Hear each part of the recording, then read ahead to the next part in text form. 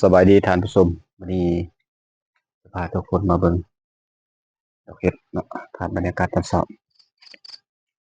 มาเก็บดอกเห็ดเก็บสิได้หลายได้น้อยมาเบิ่งนํกันนะ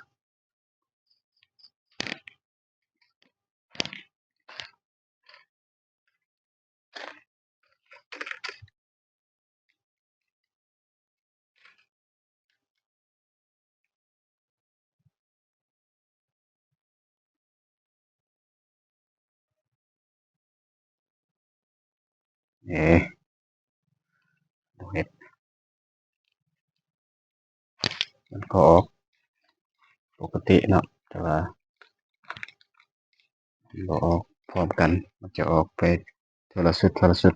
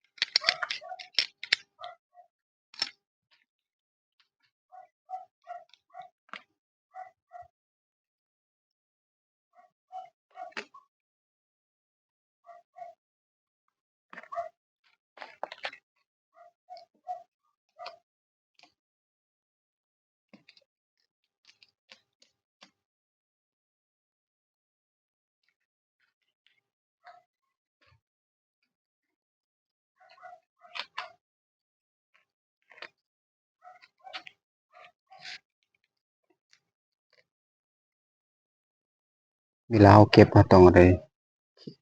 พอดออกเนาะพอดออกนี่มันจะเกิดการอุดตันแล้วก็รากมันจะเป็นรากเนาะรากที่มันตกค้างมันจะเน่าเสียหลายๆเบามาเป็นอันนี้นะง่ายหลายแล้วก็เลยปะมันถ้าเป็นตามเกิดบ่ได้นะเราต้องได้เคลียร์เสียหายหลายสุดผ่านมาบ่เคยสนใจมันเนาะปะปล่อยวางมันเฮ็ดให้บ่เฮ็ดเสีย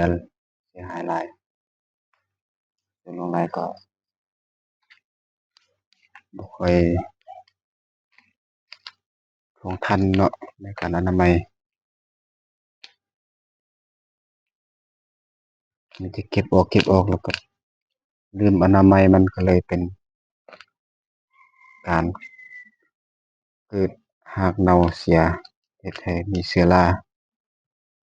เสียหายนั่นนะทุกเทื่อต้องได้เอาออกคืออันนี้ปะบ่ได้แล้วต้องได้เอาออกเต็มที่จะปล่อยวางบ่ได้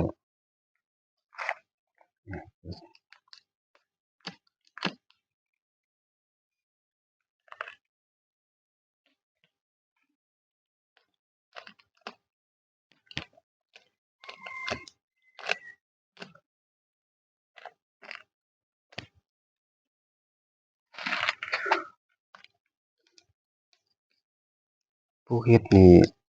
เบิ่งอย่างหนึ่งทั่วเฮ็ดคือแบบง่ายดาย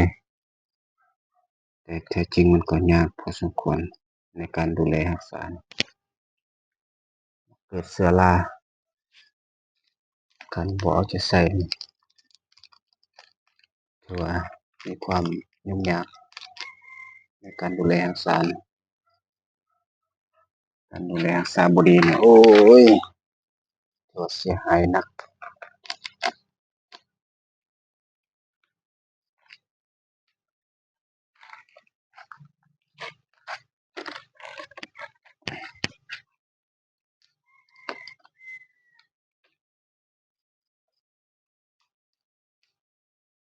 หลักๆเวลาเราเก็บนี่แหละ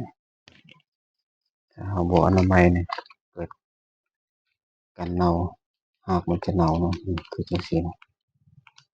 นี่มันจะออกเชื้อราเหลืองกลายเป็นสีเขียวก็เหลืองใหม่แหละคันบ่ควัดบ่แคร์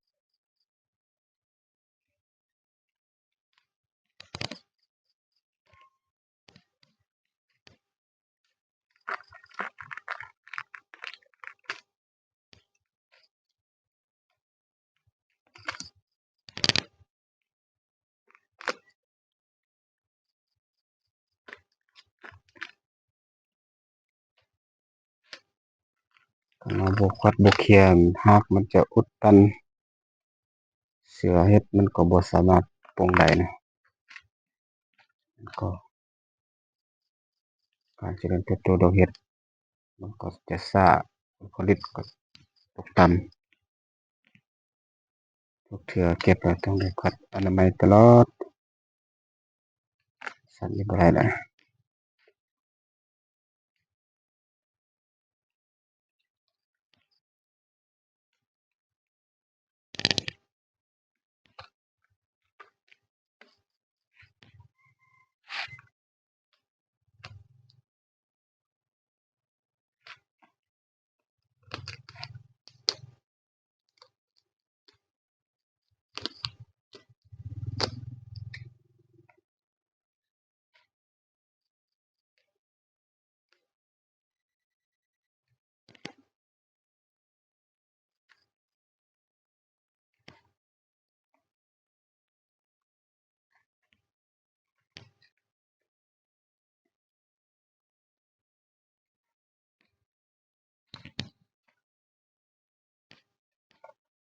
ถือว่าสำเร็จเนาะเก็บดอกเห็ด